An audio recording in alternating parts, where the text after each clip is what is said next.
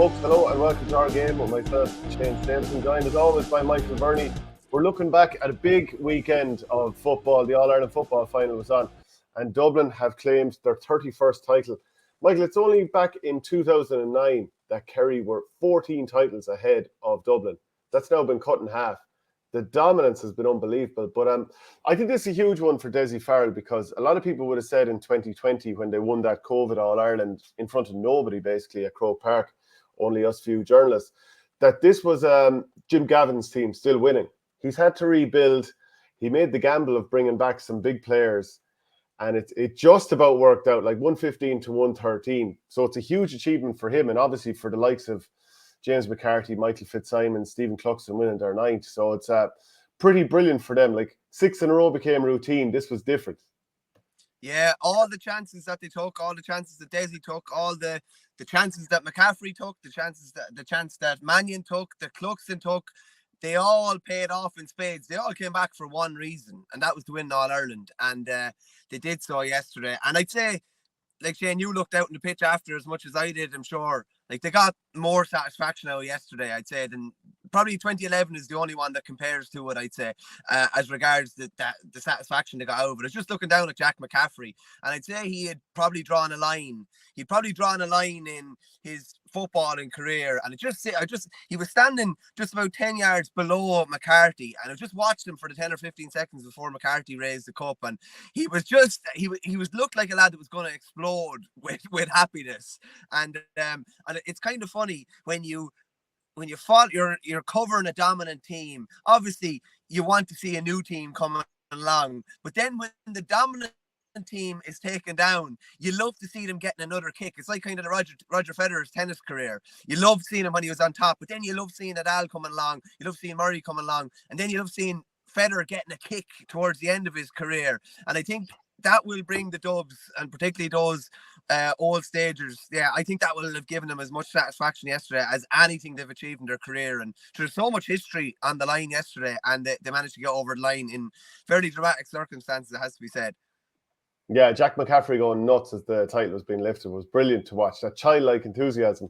And for Dean Rock, he was saying that if Dublin didn't get over the line, he has a wedding next week, so it kind of had to go over. And he said it might be his last. His wedding is 2 weeks. His stag is next week. They're going to Marbella on Thursday. So, like, the next 2 weeks is going to be absolute madness for them. And, like, I'm just thinking now, is there any other player that has, in an All-Ireland final, hit the last score? And I know this was an insurance score, quite different to the winning score that time with the GPS final. But there can't be too many lads that have hit the winning scores or thereabouts in two finals. Yeah, and just on that as well, that could be his last score. There aren't too many lads that have kicked the last score in the All-Ireland final and then retired. And as Davy Burke said on the show, and Poacher and Vardy last week, there aren't too many fellas potentially that have won Footballer of the Year and then retired.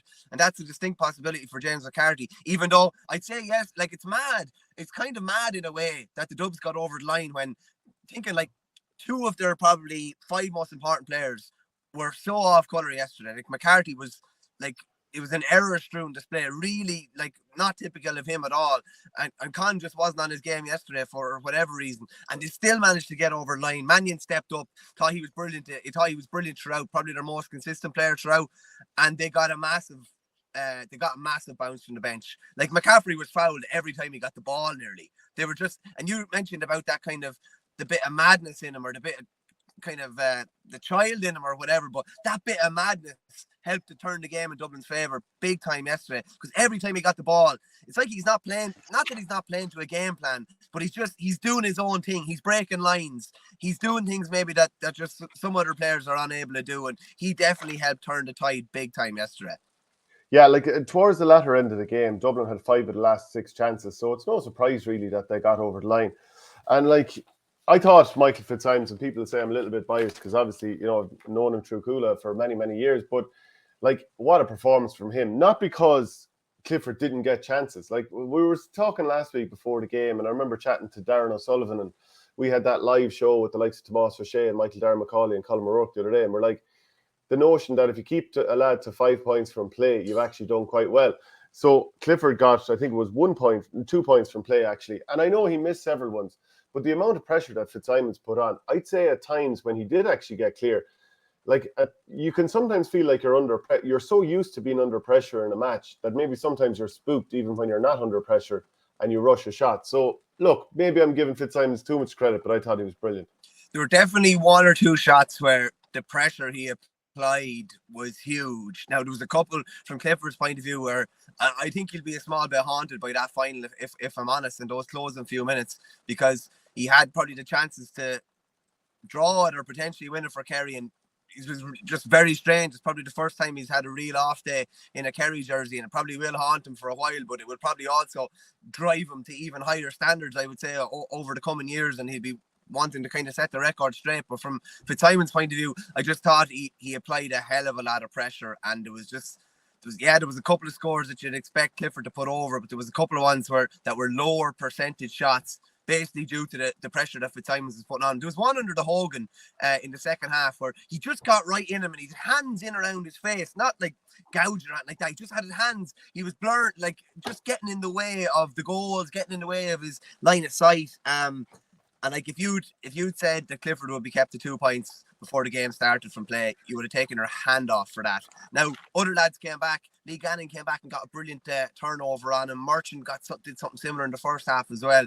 It wasn't just one-on-one the whole time, but when it was one-on-one, I thought Fitzsimons was brilliant. And the fact that if you talk to a lot of aficionados in Dublin football 10 or 15 years ago, and you said to them now that Michael Fitzsimons will have 9 All-Ireland football titles and will end up as, one of the best of his generation, they probably would have laughed at you, realistically. Because I'd say Pat Gilroy took a punt on him, and he took a punt on a few kind of ungainly type players, like Michael Dara McCauley. And look how it's paid off in spades. And even talked about Cluxton, Mannion and McCaffrey coming back, but even Gilroy coming back as well, and his embrace with Desi Farrell after. They pulled out all the stops for this yesterday. They really, really did. And Michael Dara on Thursday night just said, there's just something, when the game is in the melting pot, I just have full belief that these lads will grind it out. And when the game was there to be won, they really did grind it out. I think it was 7-2 in the closing stages. And he just had that feeling the last 5 or 10. Dublin were playing all the football. Dublin were creating all the chances. And it was kind of theirs to lose in the closing minutes. And they closed it out. They closed it out comprehensively enough. Yeah, Kerry missed 6 of their last 8 chances. That gives you a fair indication of how much they maybe kind of got a little bit of white line fever, or the pressure from Dublin was a little bit too much. They got a little bit of a bounce from their bench as well. Killian Spillane, he came on and got a score. There's probably too many lads who didn't, add to what Paddy Clifford was doing. He got 3 points and, he was very good. Gainey got 1. Stephen O'Brien didn't really happen for him at all. Dara Moynihan had some okay things. Oh, I thought Stephen O'Brien had a good game, Shane, now I have to say. I thought he wasn't bad now. Now, the only thing I'd say is I thought they robbed Peter to pay Paul there, because I just didn't think they got enough of an impact. If you look at the impact that the Dubs got from their bench compared to what Kerry got from their bench, we'd say Michal Burns, the 2 Spillanes, they got a small bit of a bounce, but Dublin won the bench kind of. If you're rating the 2 benches, you'd say Dublin was probably 8 or 9 out of 10. You'd probably say Kerry was a 6 out of 10. So I actually thought Stephen O'Brien was good, but I thought they robbed Peter to pay Paul, and I didn't think they had a real game changer potentially. And O'Brien, as we saw in the semi-final, is a game changer off the bench. In the first half, the first half was really dour. There was 17 scoring chances from play and just 6 scores. We could blame the weather and all that, but I thought that sucked any momentum out of the first half, just because you wanted the crowd to get into it, lift it, but it kind of sucked a lot out of it. And I don't know, I know that the ending was tense and all that kind of stuff, but I don't know, it just wasn't my final. The same as 2015, that was in the rain. It was 12 points to 9, and I thought that was a bit dour. Were you excited by this game? I was excited in the second half because there was so much at play and it was very tense. There was at stages in the first half where, when the ball was being played laterally, they actually thought the crowd were going to boo, genuinely, because there was very little going on. And I don't know if there's ever been boos during an All-Ireland final of any description, but it could have been like that. It was, what was it, 1-4 to 6 at the break. It was 5 points to 4, I think, after half an hour. There's no point in saying any different. It was dour enough in the first half. I think any game that's tight is going to have a fair bit of drama. There's a happy man this morning, Ger Brennan. Happy man today. The Jacks are back. How are you? The Jacks are back. I was reading your piece in the Independent this morning. Fair play to you. I was reading your player ratings. I tell you something, it's gas. They're the one thing the players will go to, and people will always take offence. Did you always take offence from them? If I had a poor game, I tend not to look at them at all. If I played well, I might be tempted to throw in the eye on it. Yeah, but it's the lads who look at them. You can be sure about that, you know. Ger, what was it like for you watching that match yesterday? Was it just tense throughout? Well, I just kind of caught what Michael was saying as I came in there. I thought it was a poor kind of first half. Poor quality game, really. That third quarter, Stapleton was probably the best bit of football we've seen from both sides. It looked like it was going to kind of spark into life, and then it fell short again. But it was like nearly a pretty pre-season game at times. You could hear the players calling each other's names in the pitch. I was in the upper Hogan and around the halfway line, and I was saying to the wife, it's gas, you can actually hear the calls coming in. Whereas I remember in preparation for the All-Ireland final in 2011, Pat Gilroy had us doing AB games, and you weren't allowed to talk to anyone beside you. You had to play the match in silence just to communicate with your eyes and your hands, which was mad. But yesterday, yeah, it was a bit of a damp squib of a game, but obviously given what was at stake, an All-Ireland final medal, that's really what added to the occasion, I thought, you know. Yeah, how sweet is it to beat Kerry in a final?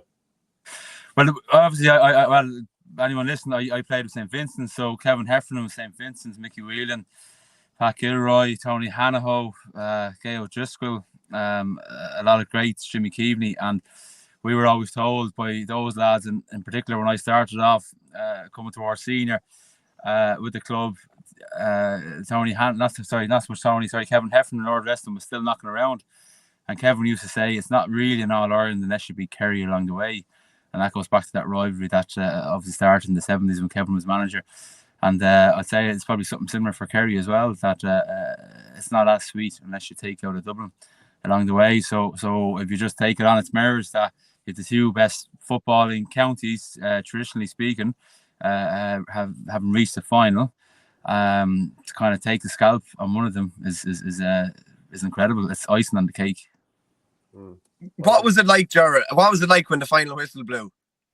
Yesterday, you could see. I was delighted, firstly, for Desi Farrell and Darren Daly. So Darren is probably going.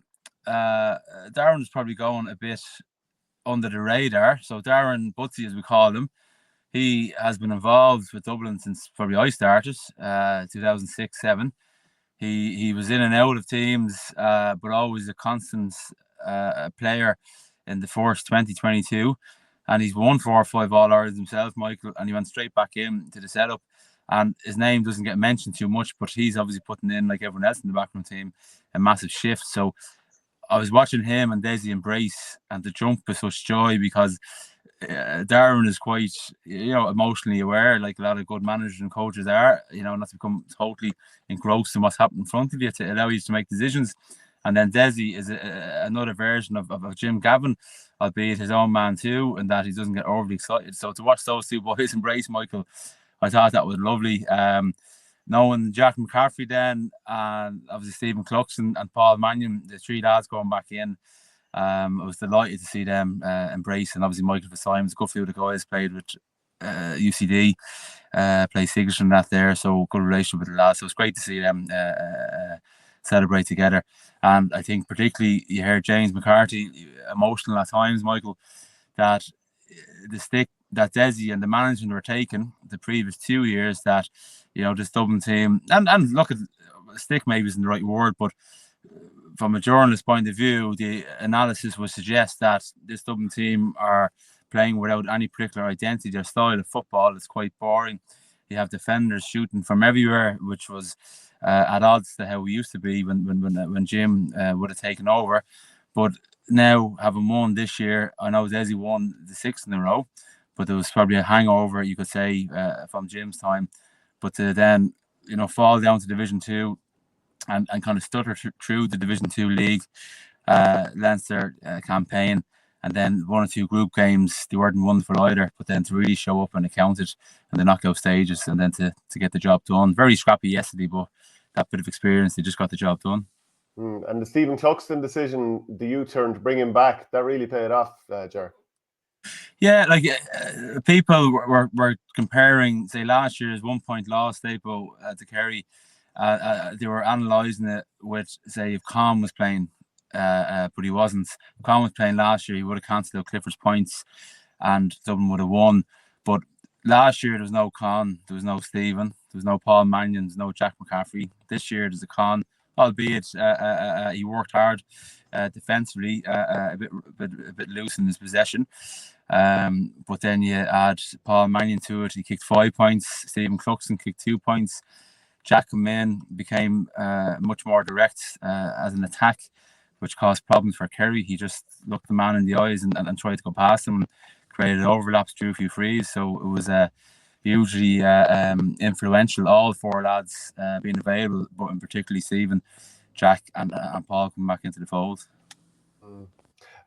Ger, I'm just going to kick you out for a second if you can click back in. I think there's a small little crackle on that, so we'll have you back in a second there if you can click in. So yeah, just taking up that point there, like, do you agree in terms of like, or what do you think in terms of the Cluxton? Do you think he was, of the 4 lads that Ger talked about coming back in, was he singularly the most decisive player?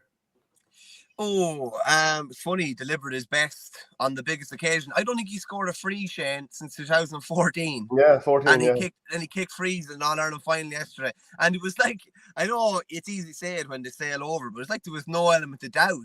He kicked the first one. I just watched it back last night. It had barely left his boot and he was gone down the other end of the field. It was straight over the black spot. And like, those 2 frees were crucial at the end. Mannion obviously was able to kick 2 in either half. And the free he kicked, Shane, in the 52nd minute, when Jack McCaffrey had made a dart, taken a shot, but he was pulled back. Mannion kicked a free off his left under the Cusick, the lower Cusick there. It was a brilliant free, and they were under pressure at the time. I think they were 3 down at the time. He kicked some massive scores yesterday. And when Con was quiet, and even when McCarthy was quiet, they needed someone like Mannion to step up. And just on it as well, and I think he doesn't seem to be in the Footballer of the Year conversation at the minute, and I'm not sure why, but I thought Brian Fenton was brilliant again yesterday. And I thought he moved into defensive areas that Jack Barry probably didn't want to be in. He won a lot of even dirty ball in around his own 21. I remember him winning a throw-in, that kind of controversial throw-in where it looked like David Clifford took a bit of a powder at one stage, went to the ground. Mick Fitz, who is so honest, and I think he went into the umpire and said whatever, and then all of a sudden the decision was overturned. It wasn't a free in. And I think if that was any other player, for example, if that had been John Small, I don't know if he would have got the benefit of it out, but Mick Fitz definitely got the benefit of it out. Fenton tapped down the throw in, and about 30 seconds later, I forget who put the ball over the bar, but that had another massive play. He kicked Mannion, he kicked a lovely point then, Fenton at the end. Jerry, you obviously might have seen the start of Brian Fenton just before you kind of stepped out, but I've never seen anything like a lad. He never, ever, ever shoots off balance. He's always in the perfect position when he's shooting, and I thought he came up with some huge scores yesterday. I think he's right in the conversation for Footballer of the Year, I have to say. Yeah, he's extremely consistent, Michael. When he shoots, it's the right decision. And he has that ability to kind of swerve around his marker, get in behind them and cut back onto the right foot, you know. And even if you watch him striking the ball as well, he's not trying to bust the thing. He's just nearly passing the ball over the bar. He's nearly reminds you of a TJ Reader after taking frees, 45-degree angles, playing the percentages, and Brian Fenton hits the ball the same way, but he's just a very calm, composed individual. Even at times, I thought the first half, albeit he kicked 1 nice point.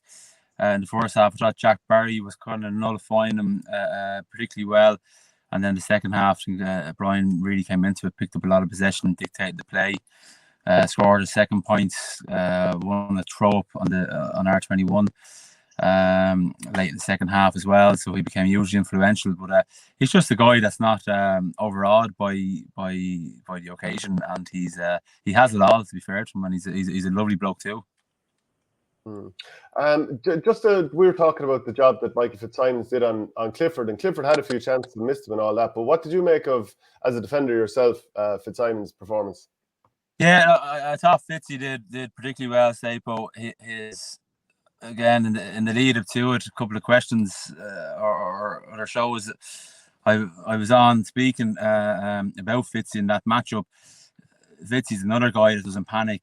He knows that he's marking a corner forward, a full forward, whether it's a David Clifford or somebody else, and that by their nature they're going to get a couple of scores off you.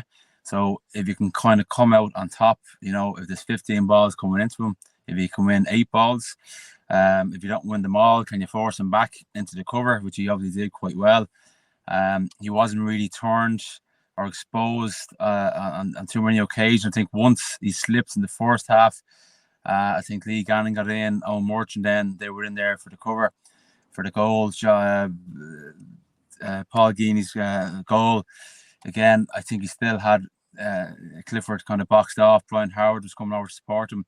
Wonderful piece of skill from Clifford and moving from Paul Geeney, and great composure from him to put the ball into the net. But overall, no, Fitzy, very, very composed. A lot of the work he does is off the ball, Staple, and quite often the highlights reels as a defender, and I'm in the defenders union here, and the amount of runs that Fitzy would have covered just from watching the game live, when a Kerry man was looking up the odd time he had a bit of space, Fitzy was covering off the angles as best as he could. So Clifford was making 2 or 3, sometimes 4 runs, and it could have been the 5th one that maybe Clifford would have got, and he would have been in a less dangerous position, or the ball mightn't have come in as quick. But the amount of work that Mick does off the ball is incredible, Michael?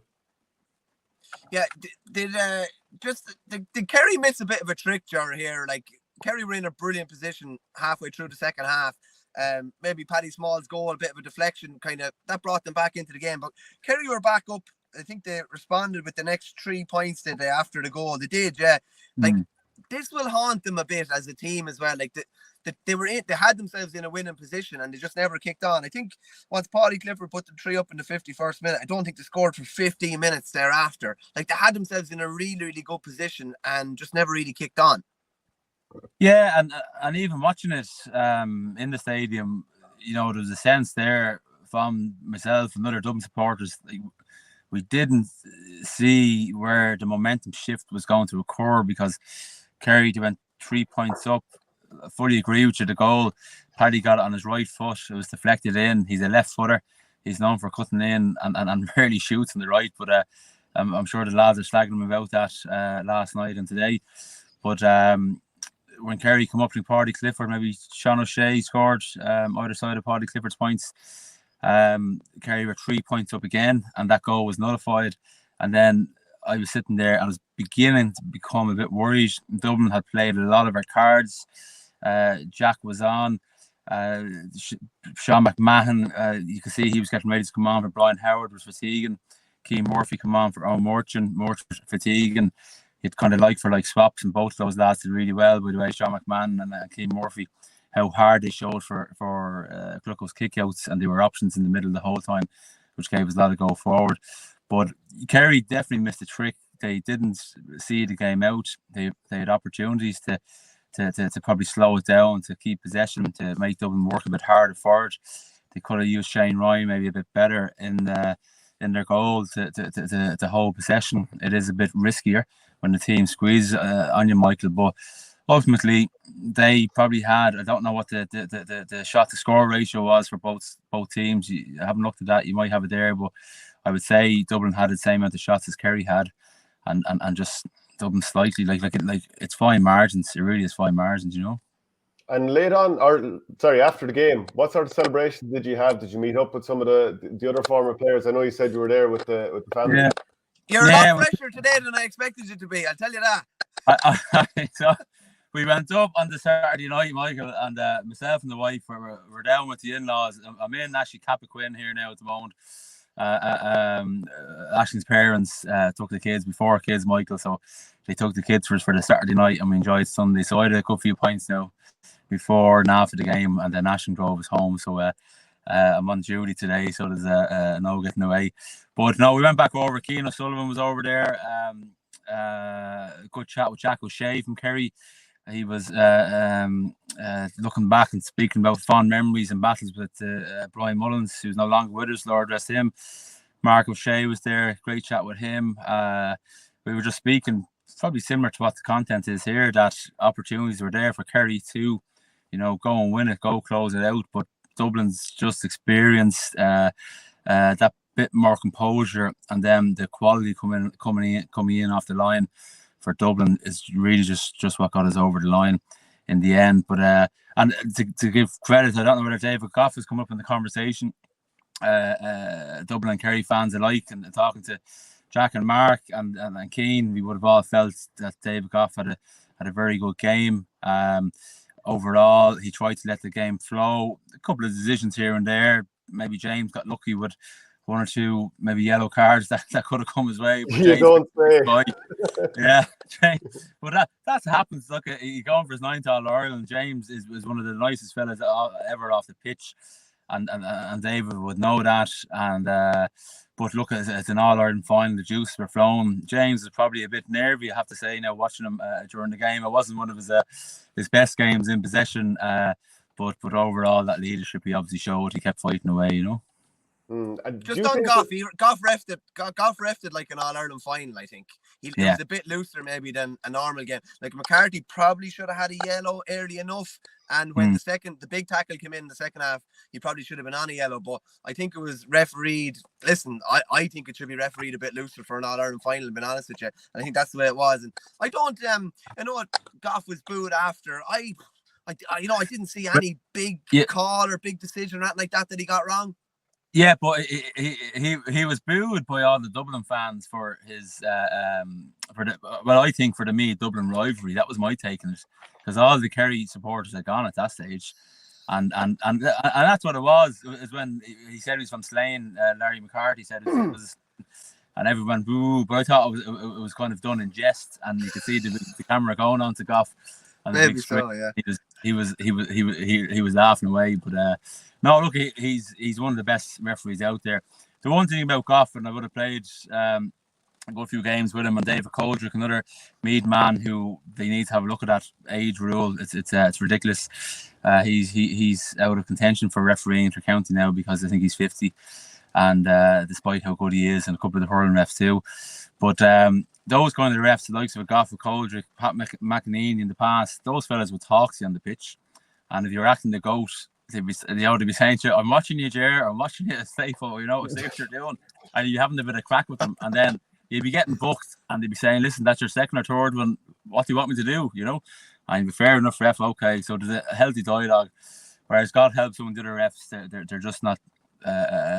Some of them, well, one or two of them, we've all met over the years through badness, but generally speaking, most refs just probably lack that bit of emotional intelligence and maturity to be able to actually engage respectfully with players. Yeah, even the last three, Dean Rock's last three, you could see Goff, like, he probably didn't want to give that free in front of the hill end, but obviously it was put us 2 up.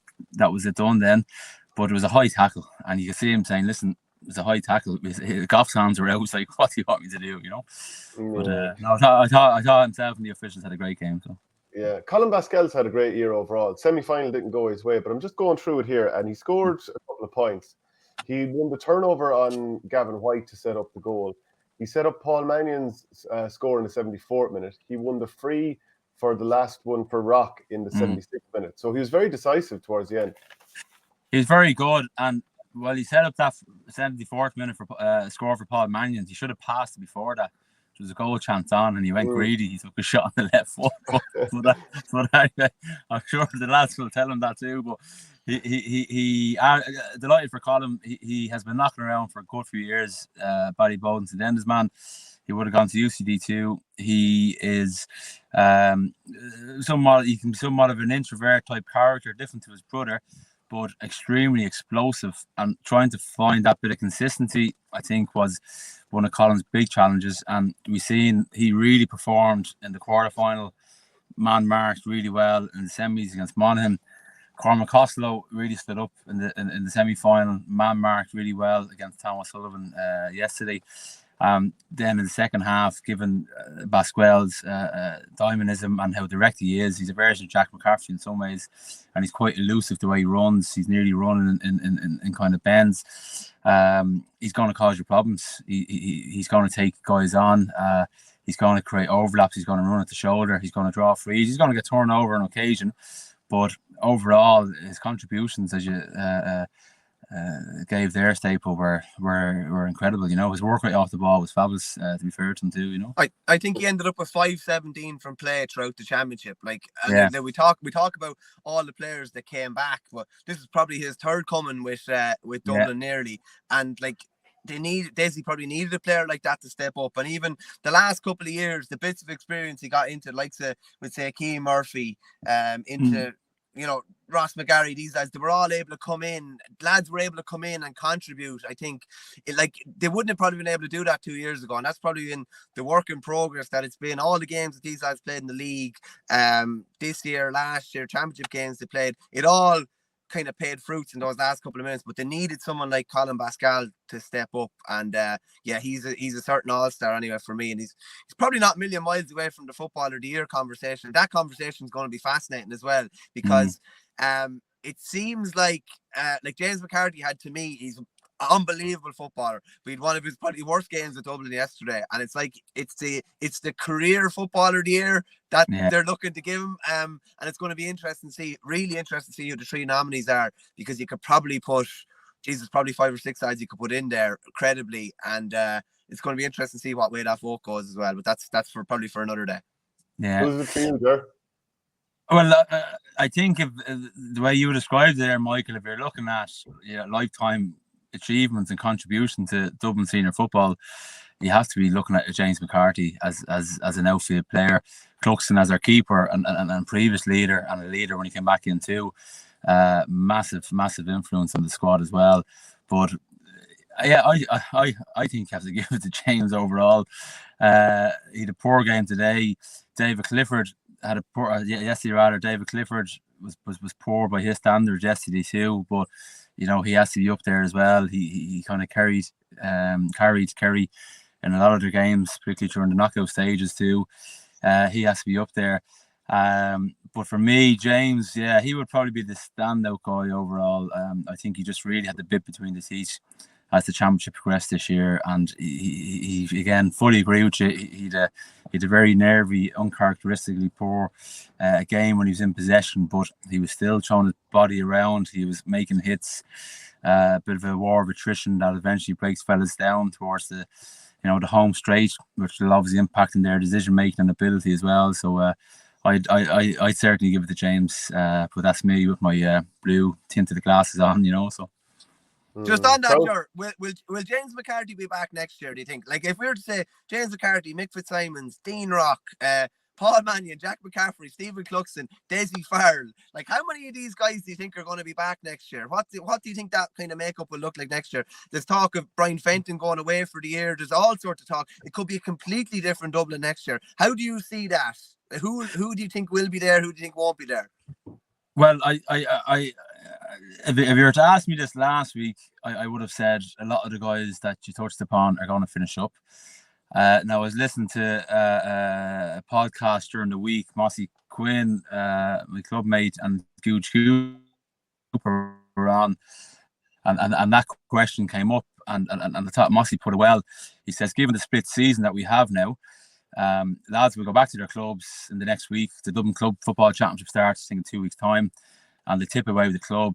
But it's going to be another nearly 5 to 6 months, Michael, until the next inter-county game.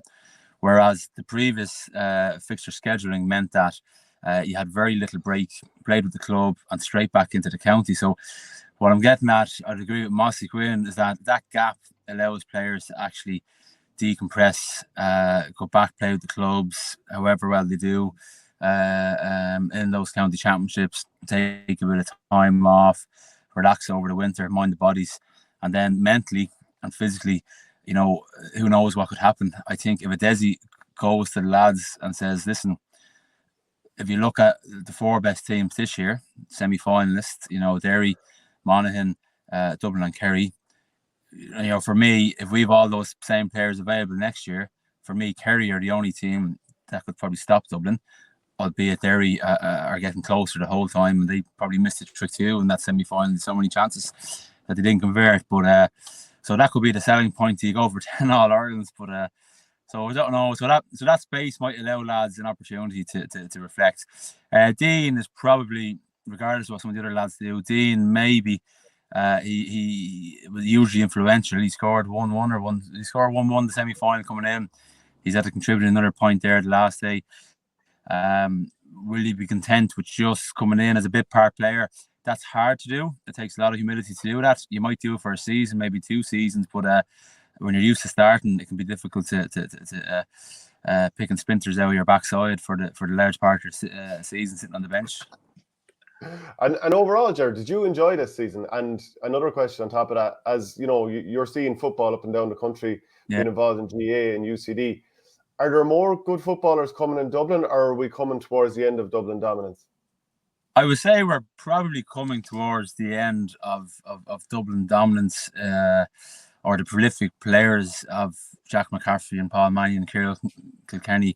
I probably haven't seen that quality of a freakish player in the underage ranks just yet, but certainly within Dublin, the structures that are there are strong as ever. You've usually committed volunteers and clubs and involved with development squads and the county boards. Obviously under John Costello's leadership, he's obviously stepping away, and he put in Trojan work too, along with numerous county board executives over, I think, maybe 30 years or 40 years, nearly, that John was involved. So the structure there, but the quality probably isn't the same. In terms of the championship overall, I thought it was a poor championship. I thought there were so many meaningless games. I thought there were so many games rushed into such a short amount of period that we have to extend it out. Watching the hurling final last week, what a wonderful game. You're celebrating an incredible hurling team in Limerick, and you're trying to read a few bits in the paper on the Monday and tune into a few podcasts in the car, and then next thing you know, Monday evening and Tuesday morning, we're talking about the football final. And to actually digest and enjoy the games that were viewed, and to discuss them and have the crack up a club training and everything else, and also to give the players who are playing an extra week of recovery. I think that's something that the GA probably needs to look at. The provincial championships are dead dodo in football, and the Ulster Championship is competitive, and it always will be. In fairness to the Ulster Council, they've managed to get that right. But the other 3 provinces are particularly poor. The pre-season competitions, again, I don't see their purpose anymore. I think we're just asking too much for players, and I think a more direct link between the league and what championship you play in, whether it's Sam Maguire or Tailteann Cup, I think that would be the obvious route to go, where you put the provinces before that as your precursor. But I don't know if and I don't like the term dinosaurs that sometimes people would use to describe some of the older gentlemen and of course women now who are heavily involved at administrative level at provincial councils, because they've put their heart and soul and blood and sweat into it. And the GA, I've always compared it to the Catholic Church for me, right? Two of my loves, but they're very slow moving. They've a lot of positives, but Jeannie Mac, you'd be pulling your hair out sometimes. But so the league, provinces before the league, get rid of the pre-season competitions, play your provincial championship into the league, and then into the championship proper. Okay, well, look, brilliant stuff, Ger. Enjoy Cappoquin down there, and we'll chat again soon. Cheers, lads. See you, Michael. See you, Stapleton. Cheers, Ger. God bless, lads. Bye-bye. Bye-bye. Okay, great to have Ger on there. Delighted to say we're now joined by Tim Moynihan of Radio Kerry. Tim, you're obviously not the brightest looking today. It was a tough day for you yesterday. Can we get the Kerry side of things? Yeah, good morning or good afternoon now, Shane. I don't know if it's morning or afternoon we have, lads. Look, I suppose from a bit of supporter point of view, and likewise, I suppose a team management stroke player today, you don't want to be at the end of an All-Ireland defeat. You know well, lads, what it's like in the county, why it's like that. And you go back and you try to go back and see the ifs and the buts of yesterday. But, you know, when you look back at it, you'd say that Dublin are a measured team, Shane. I think it's part of, that you learn a lot when you win 8 All-Irelands. The players feed in, I suppose, what Jim Gavin did in the past, likewise, Desi Farrell. And yesterday, it's easy to sit in hindsight now, but they're bringing back Pat Gilroy, the boys they had plenty of motivation to win this one yesterday. And I was thinking of it coming down the car. That you see that warm up? I don't know if you've seen the clip where it was Cormac Costello and Fitzsimons. They went to war before the game had started, and they took that war into the Kerry game. And I suppose, to be fair to David Goff, and look, I know we can be blinkered at times and we can go after refs, but to be fair, I think he did a brilliant job. But there was 5 bookable offences for James McCarthy. I'm not using that as all I'm saying is you test the referee. You can do it in the club game as well. The first 10, 15 minutes of the game, where can I go with a ref?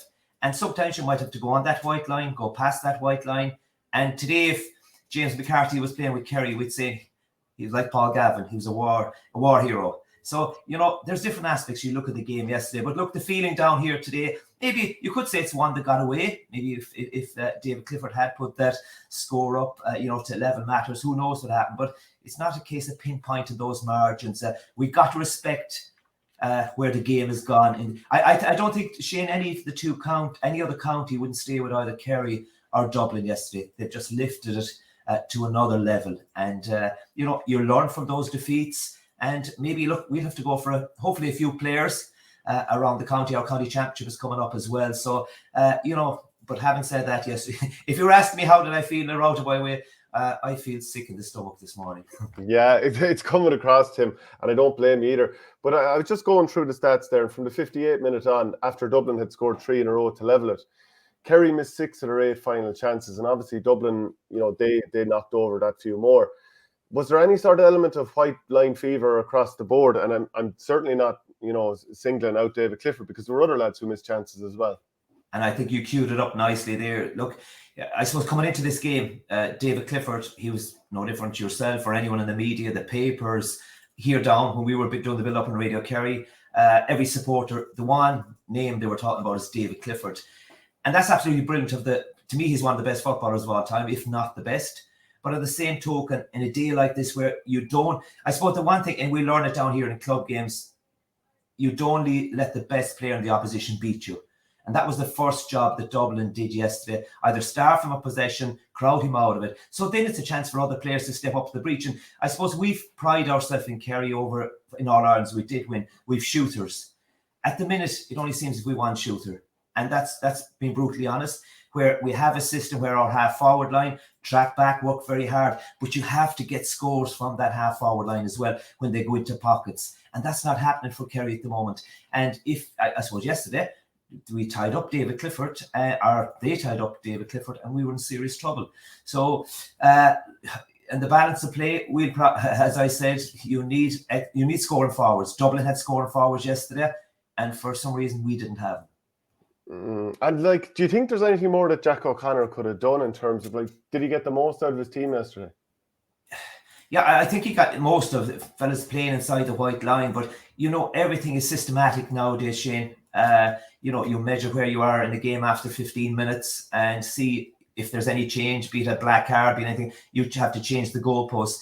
I think, look, everybody will probably question now because the game is over, why do we start with Stephen O'Brien? Now, Stephen O'Brien, he was brilliant. He probably played himself on. We're not privy to what went on in training. Should he brought him on as an impact player? And we saw Killian Spillane kicking that score. So, the bench is so important now. Dublin had that bench, and just even for a shout coming from the crowd to lift the crowd when a player comes on. We saw it when Jack McCaffrey, we heard the noise all over the stadium. And that can get inside players' minds, especially the Kerry players' minds as well. And I know that Kerry, probably Jack O'Connor, well, they had a plan in place if Jack McCaffrey came on. But the detail now, as Ambrose O'Donovan, my co-commentator, said, a GPS doesn't kick the ball over the bar. But at the same token now, it's so measured, it's so to be in players' head. That what's going to happen in the 10th minute, the 11th minute. That's why I say that the two teams yesterday, Shane, are far removed from the teams underneath in this. They're just at that level, and unfortunately, I don't think Jack O'Connor could have done anything else yesterday. when those players inside the white lines, they take responsibility. So look, there's no blame game here this morning in the Kingdom, to be fair. We're not blaming the ref. We probably announced yesterday where we are as well. And look, we'll have brighter days ahead, I'm sure, because the average age of this team, 26, 27, maybe if you take the Paul Gainey's and the Paul Murphys out of this and the Stephen O'Brien. And, that's the challenge line ahead, the challenge to get up. But it must be desperate for a player to wake up in the hotel room this morning. You're after losing an All-Ireland final. And the only thing is in your mind, we have to get up and go again. That's tough. Yeah, and do you see any of those players that you've just mentioned, Stephen O'Brien, Paul Gainey and Paul Murphy, do you see them all being back next year, or maybe one or two of them decide to step away? Yeah, first of all, I suppose it kind of has parallels with what I'm saying, Shane, that there's so many demands in a player nowadays that, you have to sacrifice your family, you have to sacrifice any sort of social lifestyle. It's a big take, and a lot of these, like Paul Gainey is a young family. Likewise, Stephen O'Brien, or not Stephen O'Brien, guys that are married in the last couple of years, they have families, and that's very difficult. If you have to sacrifice time, and when you have a young family and you have work commitments, that's why we lost David Moran. He's a young family, and he's a big career in the accountancy side of things. So the demands of players nowadays, Shane, it's a huge sacrifice, and I'm afraid to say it's probably a single man's game. And because the commitment, you have to put your life and hold. I could see one or two walk away. The only thing I would say, and I'm not announcing it here today on your podcast, is that there's a strong possibility that Mark O'Connor is coming back. That's the rumour mill, has it around the county. I know that Geelong had to win the weekend, and if they won, they'd be in the playoffs, and I don't think they're there. There's a strong possibility we could see him line out with his club Dingle this year, and there's huge talks that he'll be on the Kerry panel in 2024. Now, that's talked through the grapevine, and that'd be huge positive for Kerry. But on the same token, if you ask me about yesterday and look at the game, a half forward line today in today's game, you must be workhorse, you must be able to defend, but you have to pop up with scores. If you look at yesterday, and it's amazing how the game has gone. We'd say David Clifford is going to take us over the line because he's going to get scores. Yesterday, anyone the build up, the real pros, that the pundits that were doing, they were saying that Kerry would have to probably hit that 20-point mark yesterday to beat Dublin. And as it transpired, you saw what Dublin scored. We probably needed those 20 points. And with Dublin, you have to ask questions. You have to take advantage of goal scoring opportunities, put them on the back foot, question them, and plant a seed of doubt. And I don't think we planted any seed of doubt yesterday. What was the build-up like in Kerry for this? Was it one of these things you sometimes hear in different counties that it's nearly out of control and it might have been claustrophobic for the players or whatever? But did you get any sense of that?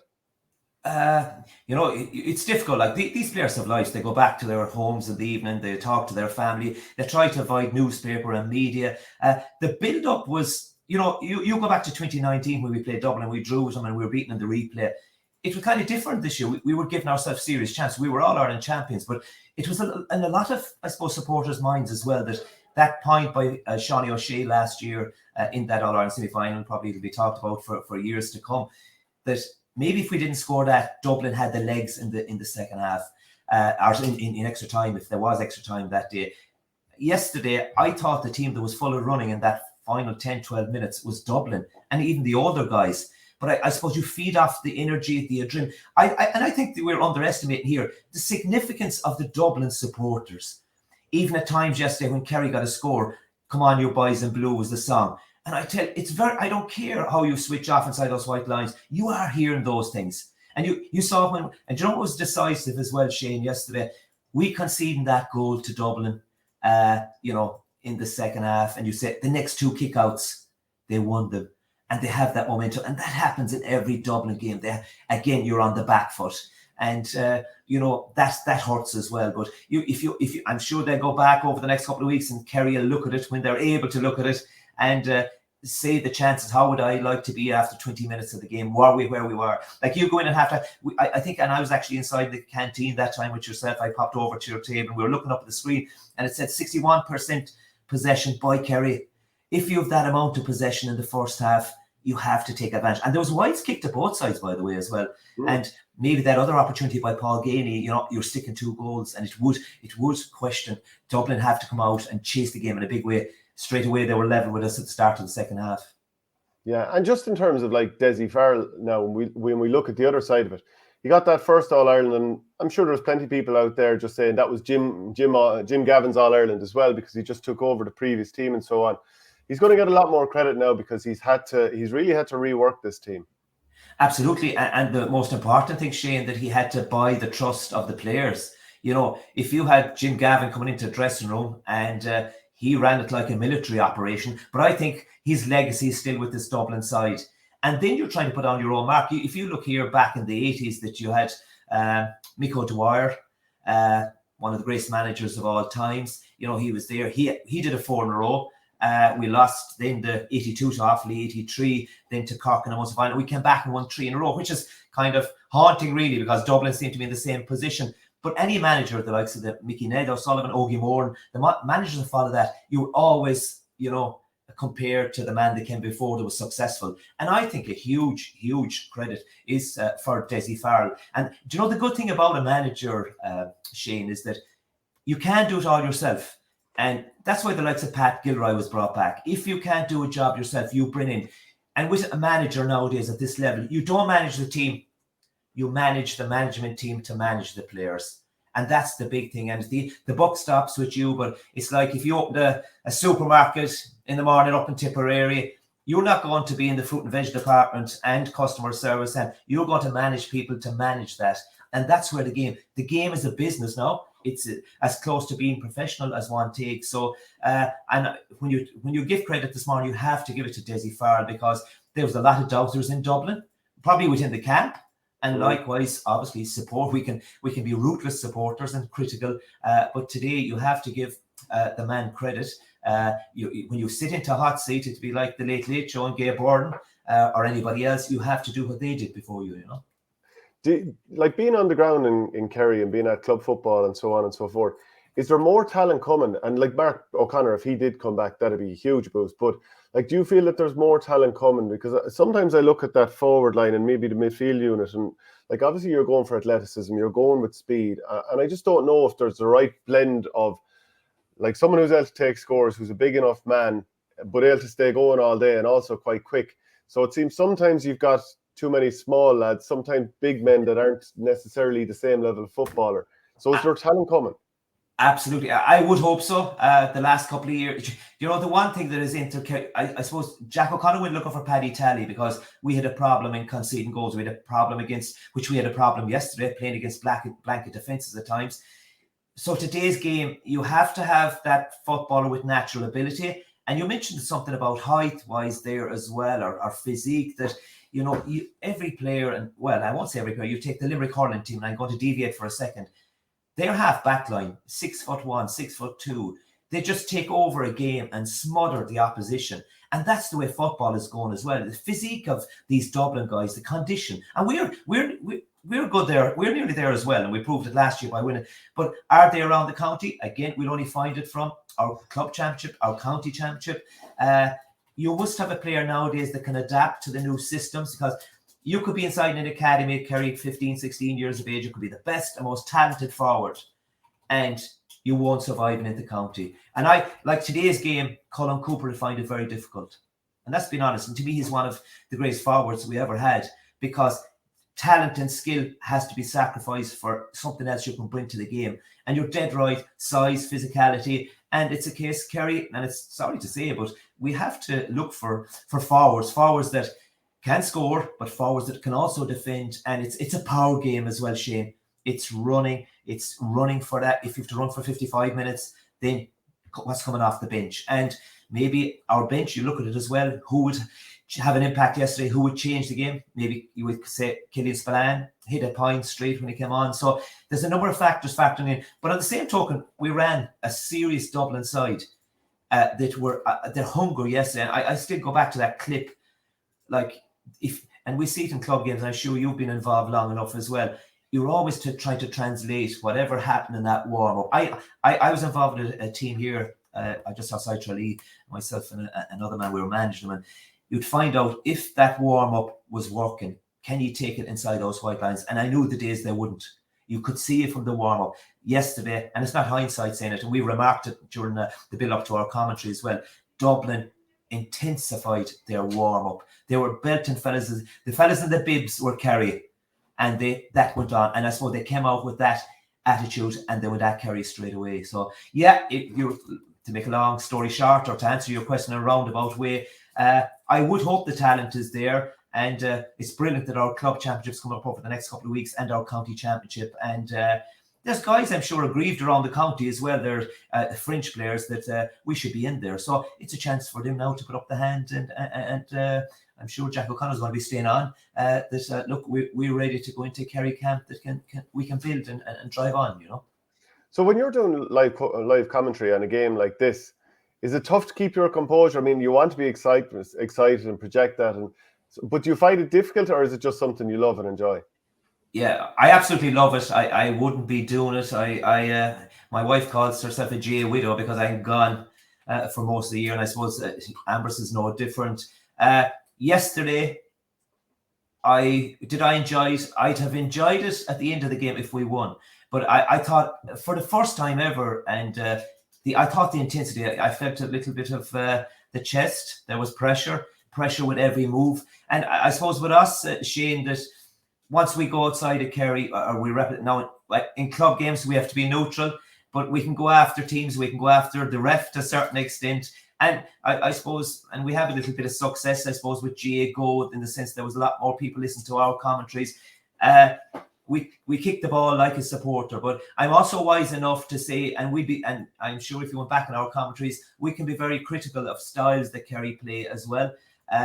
Sometimes when you're forwards, we don't like too many backs going forward, clogging up the space if we're saying our inside forwards are so good. So we can be very critical and in a constructive way of our management and our thing. And likewise, I've been, and you can hear it today, I'm crediting Dublin what they did to us yesterday. But when I'm doing commentary, I'm taken into that zone. I'll fight for everything as if I was down the sideline with Jack O'Connor. But also, you know, if there's a high tackle by a Kerry player, I'll say he's in trouble, and you would say he deserves the card. And that's the way we are. And I know a lot out there, well, a lot would be followers of us, but then there's a percentage saying these two boys are totally biased when we're doing the commentary. But look, at the end of the day, and you just said it, they are no different to what you do every Monday morning, your podcast.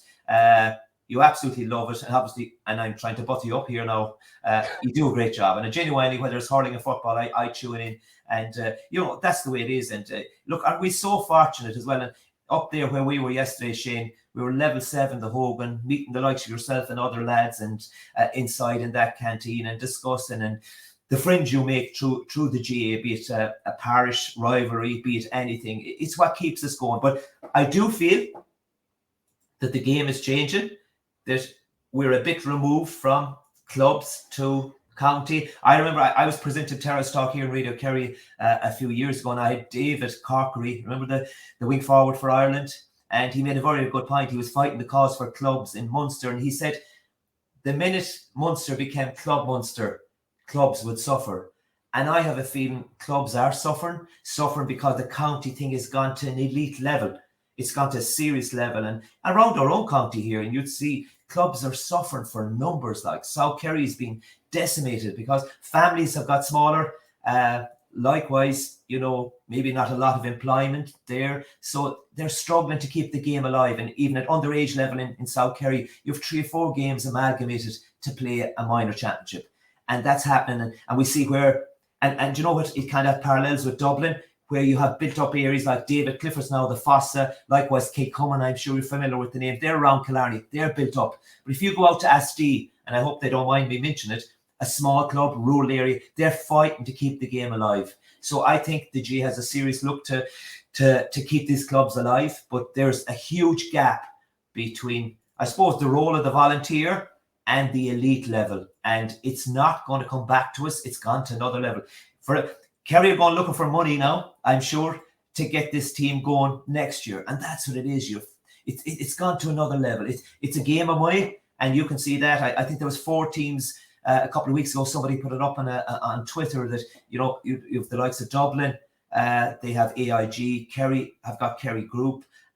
Glanbia for Kilkenny, and likewise JP and his entourage for Limerick. So they're big players and sponsorship, and that'll tell you where the game has gone.